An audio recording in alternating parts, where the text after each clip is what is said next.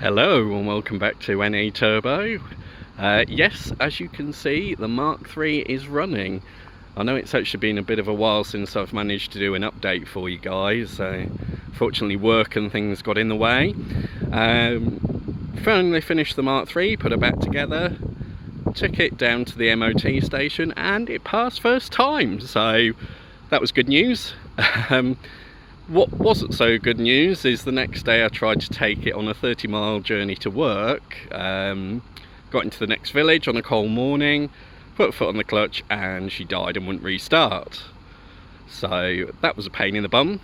Luckily I managed to call my brother, who wasn't that far away, because it had decided to stop in a brilliant place.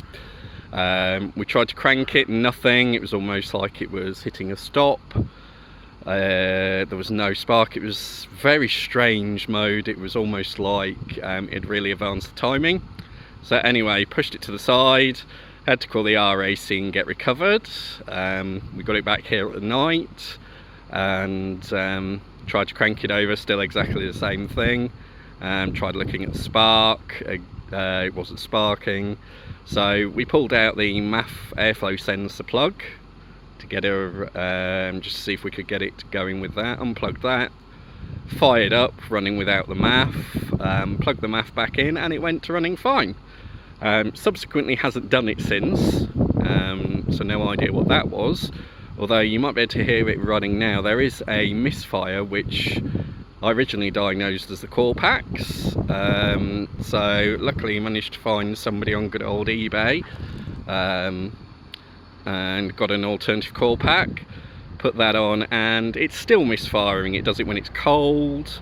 It also seems to do it when it's hot, but that come and go, which is very weird. So I've tried fuel cleaner and all sorts. So at the moment I'm not quite sure what it is, but I'm gonna have to sort of keep running it and see if the problem actually shows itself further, because the one particularly when running in hot comes and goes.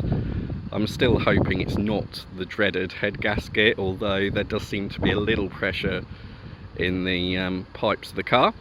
But we'll jump inside so you can see what she's like in there. So welcome to the inside of the Supra. So here we are. It's a very comfortable place to be. Apologies for my lack of cleaning at the moment. It does need a very good clean on the inside.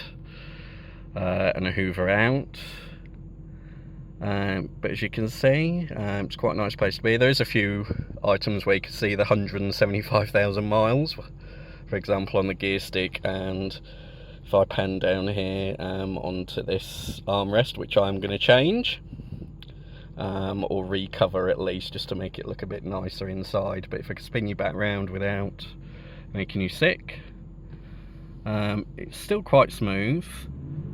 And as you see now, all the cylinders have chimed in, and so it appears to be running fine. You get the misfire sort of about 2,500–3,000 revs when you're driving, but at the moment it seems to be fine.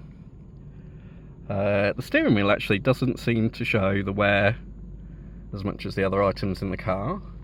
One of the very nice things that we spent ages doing and trying to get regassed, if I can point you in the way, is we actually have working air conditioning, which is very unusual for a Supra of this age. Involved a lot of messing around with the Schrader valve and some of the Halfords top-up gas. We replaced from a website in America the condenser at the front, because that had it, along with a receiver dryer. Again, really cheap. The whole thing came to about £300 fully delivered.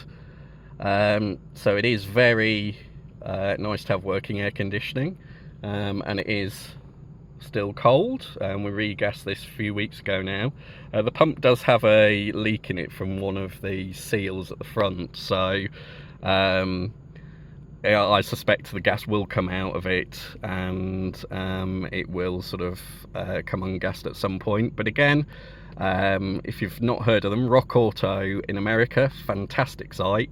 You can get a brand new pump for one of these for £150, probably more around 200 delivered.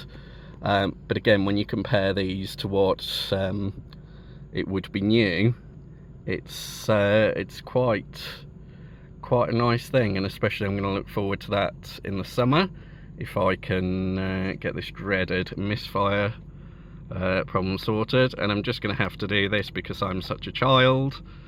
Pop-up headlights, as you can see, apologies for my shaky hands there, but the pop-up headlights are now working, and yes, they are so cool. Anyway guys, I'm going to sign off now. I do promise to do some more videos soon on the car and some of the other fleet, which you can probably see if I sort of spin you around without making you sick here. But yeah, one Supra on the road, albeit not fully fixed. So safe driving and catch you soon.